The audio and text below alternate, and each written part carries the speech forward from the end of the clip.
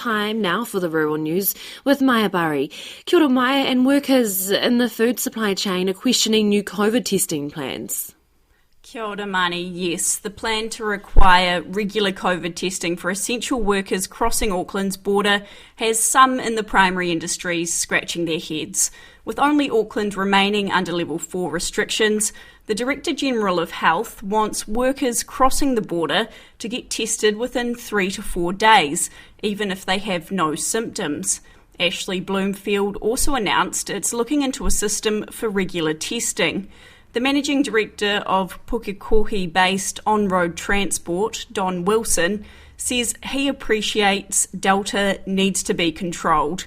But the livestock transporter says he has staff going through the border every day, and what the government's asking doesn't seem to have been well thought out. This is just unbelievable. I don't think there's been a lot of thought go into it, the practicalities, how it's all going to work.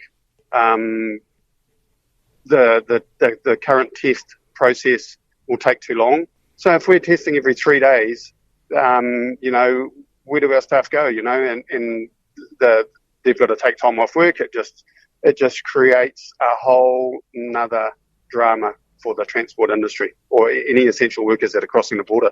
I don't think there's been enough thought of the practicalities of instigating it. Meanwhile, Federated Farmers Auckland President Alan Cole is also questioning the practicality of the initiative. Yeah, so if farmers are going to be required to get a test because they've got an exemption to go through the border, that means they'll have to go into town, make an extra trip to town to get that test done. So just concerns about the practicality of it. Also concerns about like the livestock trucks that have got drivers. So when's that going to actually, again, they're going to have to go make a special trip to get that test done, It's just concerns about the practicality of it again. I thought actually everything was going reasonably well with the border, but I spoke too soon the other day. This bureaucracy making decisions that are unpractical. Alan Cole says Federated Farmers will be seeking clarification from the government about how it intends this to work, as details have been light. Well, it can be tough deciding what to study at university, but Waikato University has a new option, a climate change degree. The 3-year degree is the first of its kind in the world. University of Waikato Dean of Science, Professor Margaret Barber, says New Zealand is unique in the fact that we have one sector responsible for half of emissions, that being agriculture. She says agriculture needs to be part of the solution to reducing emissions, so it is included in parts of the degree. It's a degree that will allow people who graduate with a Bachelor of Climate Change to talk to people in agriculture, and as well as talking to people in economics and other parts, agribusiness, other parts of different parts of society as well. But yes, agriculture is threaded quite strongly within the degree, but in a holistic sense. So it features as part of each of the papers because we want to address it in its context of the whole picture of the way our society and our political and economic systems work. Margaret Barber from the University of Waikato. Wool bales left unsold during lockdown are expected to be drip-fed onto the market over the coming months. The usual wool auctions haven't gone ahead since the lockdown was announced, but the sector is planning one for next week. Peter Whiteman from the export company Seagard Mazarel says that'll possibly be done remotely, depending on alert levels. There is a build-up, yes, you're right, and that should have a slightly negative effect on the market, but it won't be crazy.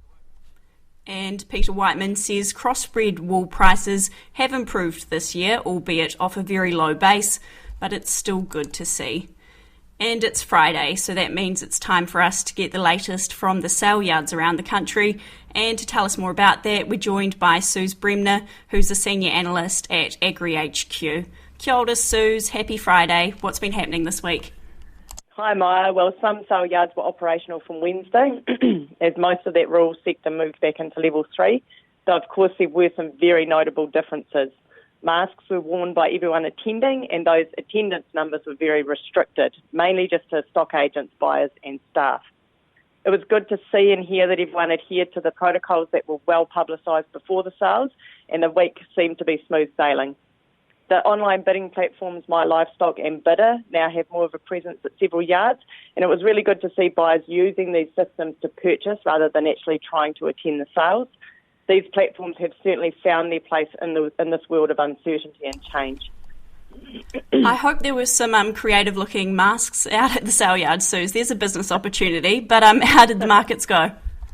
They were actually pretty boring, those masks, just the old plain ones. But the markets in general, they picked up where they left off, which was about 2 weeks ago for some. Last lockdown was a real struggle for selling stock, especially since it hit at a time when much of the country was moving into a drought. But this time, being just before spring, sales ticked over in the paddock during the lockdown period.